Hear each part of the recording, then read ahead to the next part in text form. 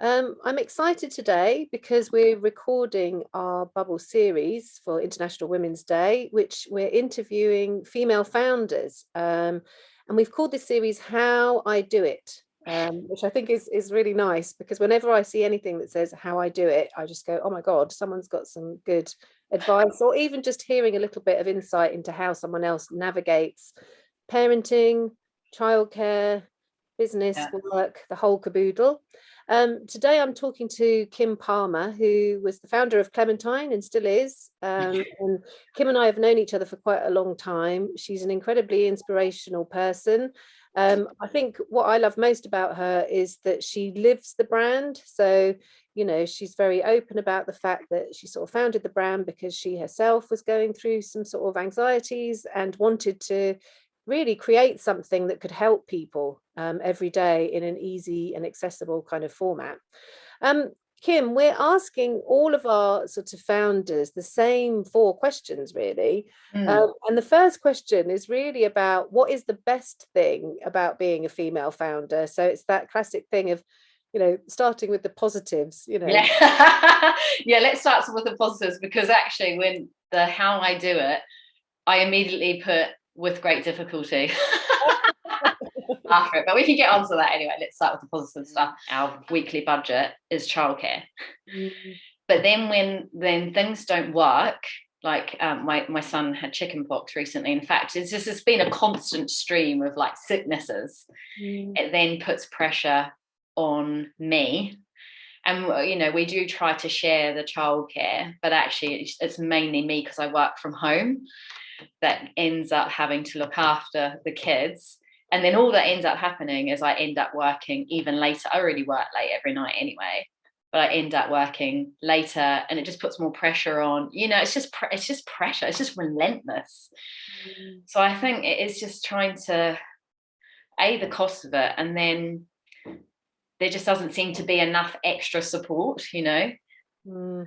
Does that make sense? Yeah, totally. I'm sort of nodding because I'm thinking, and also I think the notion that you have this continuous sickness all the time, because I think Yeah. we seem to sort of fluctuate between my partner and I being sick or Yes. one of the kids being sick. And this Yeah. morning, and if they have a recurring problem, which is Yeah. obviously that happens a lot, then you sort of end up with this sense that will anyone ever be well again? Yes, we have that because one of my sons has asthma, so he's constantly like got a cough, and that is the joy of having your own business. You can work around it, but the work still needs to get done, Yeah. and so it just means that I have to do it later.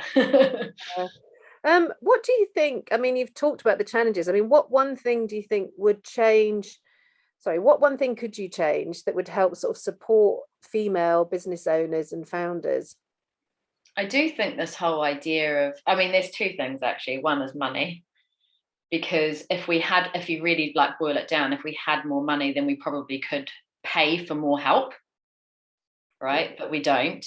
So, and then there's the flexibility of the childcare solutions out there. Do you know what I mean? Like, off the cuff, I need someone today to come and watch someone for like 5 hours so I can go to that meeting. And, like especially where we're not in London.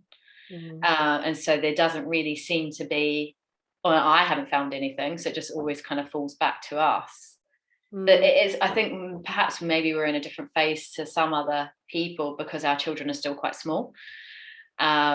And so that poses a different kind of challenge. You can't, with teenagers and stuff, we've got a 7-year-old and a 3-year-old, so that's not that easy. I No. think more money.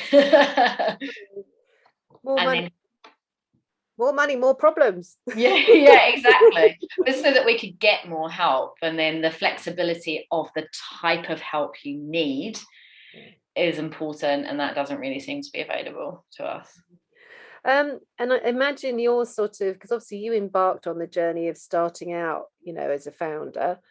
Sort of on reflection, looking back, what would you say is your piece of advice for somebody who's about to, who's really been thinking about, creating their own business and is about to embark on that journey? Yeah. Um, again, I think there's two things: stop thinking, start doing. I see this with so many founders or so many like want to be founders, people who want to start their own businesses who think about it for years.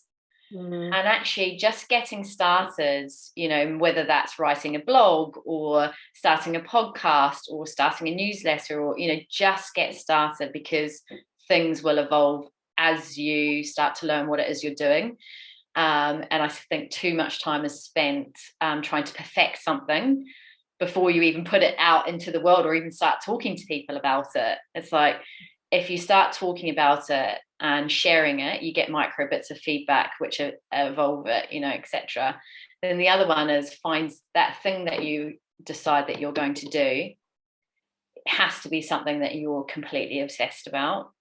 So, and I don't mean the solution, I mean the problem that you're going to solve needs to be something that you're obsessed about, because you are going to work so hard at it, more than a standard job, because you dream about it, you're thinking about it at breakfast, everything becomes your life.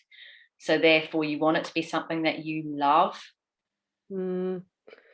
That's such good advice, because I think and the other thing is obviously if you don't embark on it, you might start sort of doing some of it and then realize that actually it's not what you want to do Exactly. at all, but Yeah. you don't know that until you've actually started doing it. Yeah, so just start. I think we can get too het up with trying to work on building something really big, but actually and like making things perfect. And it's like, no, just start tiny, teeny, tiny, and it will build and build and build and build. And then you might go, I hate that, and I'm evolving it to this or whatever.